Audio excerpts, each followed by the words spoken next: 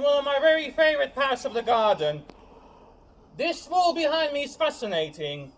It's a mid-18th century wall, which we nickname the checkered wall. This style, this checkerboard, so I mentioned in the beginning that William Champion, he travelled to mainland Europe to learn about the new industrial processes in his youth.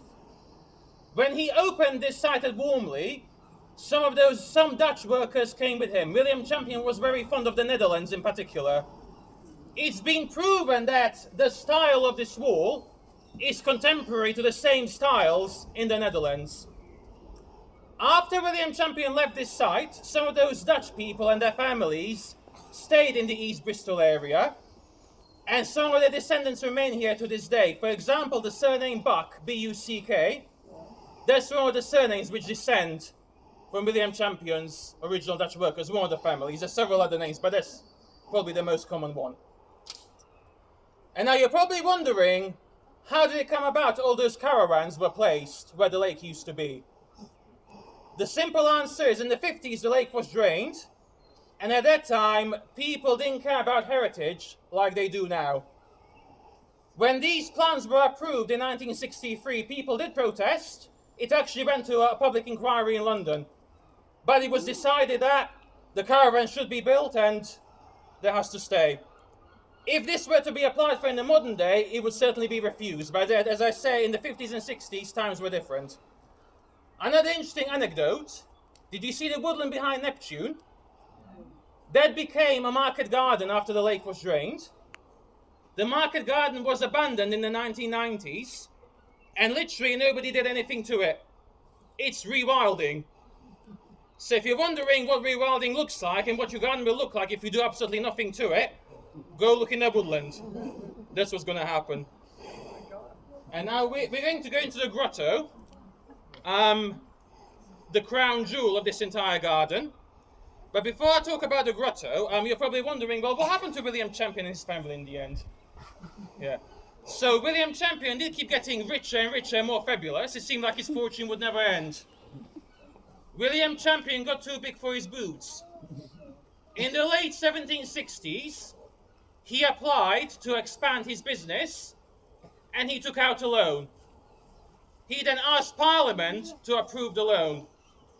But unfortunately, he was so eager, he already spent all that money, and he needed this loan to cover his costs. His competitors in Gloucestershire and County Bristol then ganged up on him. They petitioned Parliament to refuse the loan. Parliament agreed. In 1769, William Champion was declared bankrupt. He sold up and left. So that was the end of William Champion's legacy. But the first written sources we have about his garden are 50 years after he left the site, which is quite remarkable. Industry on this site did continue. So Kingswood Heritage Museum, that is the site of one of the brass factories. Production did continue, but on a smaller scale. It never again achieved the splendor it did in William Champion's time. And you're also probably wondering, what's this huge wall behind us? That's actually a 19th century structure. It's a surviving wall of a Victorian orchid greenhouse. I'm an orchid specialist. That's what I exhibited last year at Chelsea Flower Show, so I know a lot about that. Orchids were the main horticultural status symbol of the 19th century. You had to have a greenhouse and you had to have orchids if you had any sort of respectability and wealth. You know, and money was no expense. You can still see all the holes. That's where the lead pipes ran to heat the greenhouse. Not economical to do that anymore, unfortunately. And before we go into the grotto, I suggest we go there in smaller groups. If I say to you the word grotesque, is that a nice word or a nasty word to you? What do you think? The word grotesque, what kind of connotations does it have? Yeah. Today it does. In the 18th century, the word grotesque was used as a positive. People loved anything a bit scary, a bit strange, a bit weird. Grottos were all the rage. Because again, they were made to look very dark and very mysterious, and people loved it. The grotto is also fascinating. It's probably the largest grotto surviving in Britain. It's also made out of clinker, which is waste from the zinc and brass factory. So again, 18th century recycling. And as you go, and I just want you to imagine the grotto being lit up by candlelight, which is what the Georgians would have done. And they would have taken tours there in the dark to see how mysterious and dark it was.